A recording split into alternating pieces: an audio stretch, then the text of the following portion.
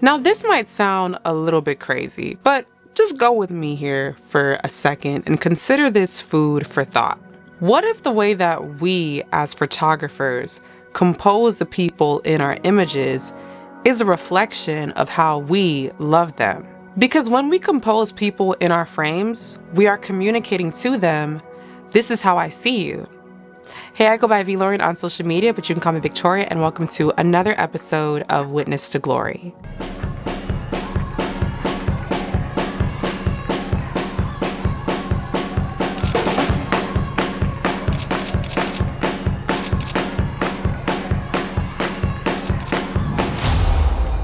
Over these past episodes, I have been focusing on the theme of storytelling, and in the last episode, I talked about composition. And this topic has led me to a question/article written by Deanna Deshay. Is photography your love language? In the realm of visual storytelling, each snapshot becomes a love letter penned by the soul. For those who communicate through the lens, every photo session is an intimate conversation, a dialogue that goes beyond spoken language. It's about capturing the essence of a moment, freezing it in time, and offering it as a token of affection. It's the art of saying, "I see you, I feel this, and you matter," without uttering a single word. In the language of photography, love isn't just spoken. It's vividly, beautifully, and enduringly captured. Consider it like this. Photography is unique among the arts because it can freeze a single moment in time, preserving not only the image but also the emotions that accompany it. Every photograph is a testament to the photographer's emotions, intentions, and perspective at that precise instant.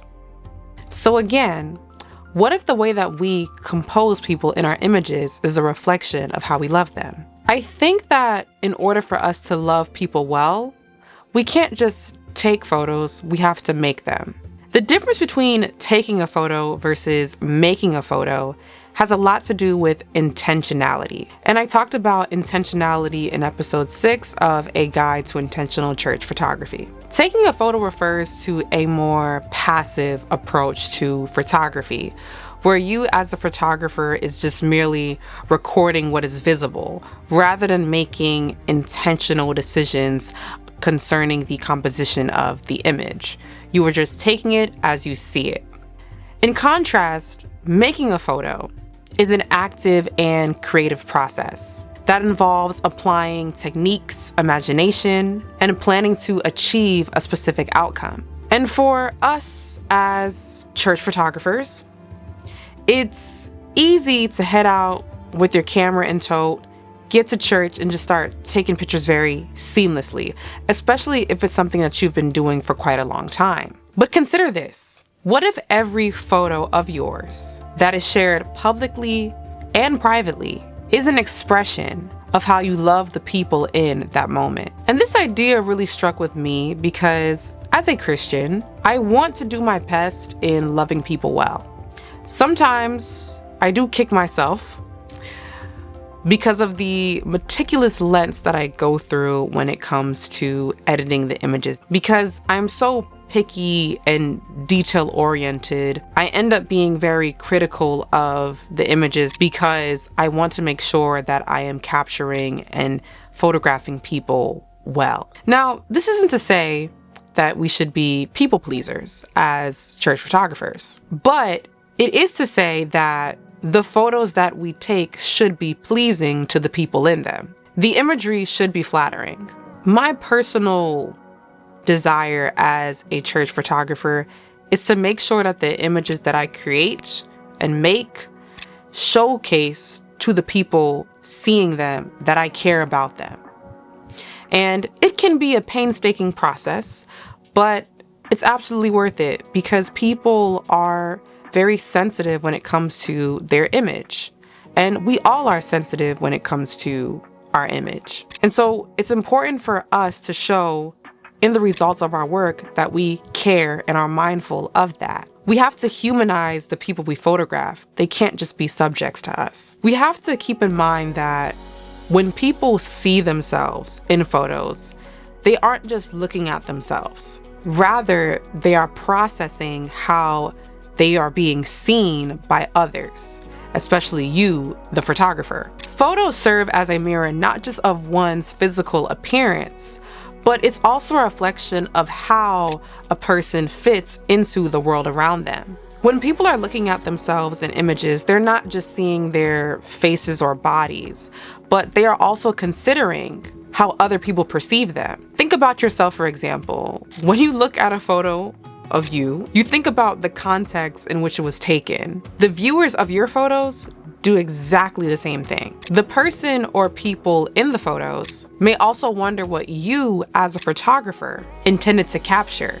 and how that intention aligns with their own self-perception. This means that a snapshot can trigger a complex mix of emotions and thoughts about one's self-image, confidence, and social acceptance. People often wonder if they look good, with or without their photographs being taken. And when they do have pictures taken of them, they're questioning if they appear happy, or are they being portrayed in a way that is truly reflective of how they see themselves. People often question whether they meet societal beauty standards or if they are being authentic in their self-presentation. So this ongoing dialogue between self-perception and external perception plays a role in shaping not only how people view themselves, but then also how they interpret how you photograph them. And I think people can tell when you put a lot of thought and consideration into how you made an image of them. For me, as a photographer in general, I can tell when a photograph has been crafted with a level of attention and care to detail, and it makes me sit back and say, wow, like this photographer put a lot of thought and consideration into making this image. And I'm pretty sure, even though the layperson may not have the terms or definitions that we do as photographers, but they can tell when there was thought and consideration put into the photograph being made. The thing is, sometimes the photographs that we capture of people in church might be a fluke, but it ends up being a great photo. But I think for the most part, we should be intentional when it comes to our image making. This is why I think that in order for us to love people well as we photograph them, we have to make photos rather than just take them. If every photo is a testament to the photographer's emotions, intentions, and perspective at that precise moment, then the question is, do our photos show that we are loving people well? This is the question that we need to ask ourselves if we are to be loving witnesses to glory.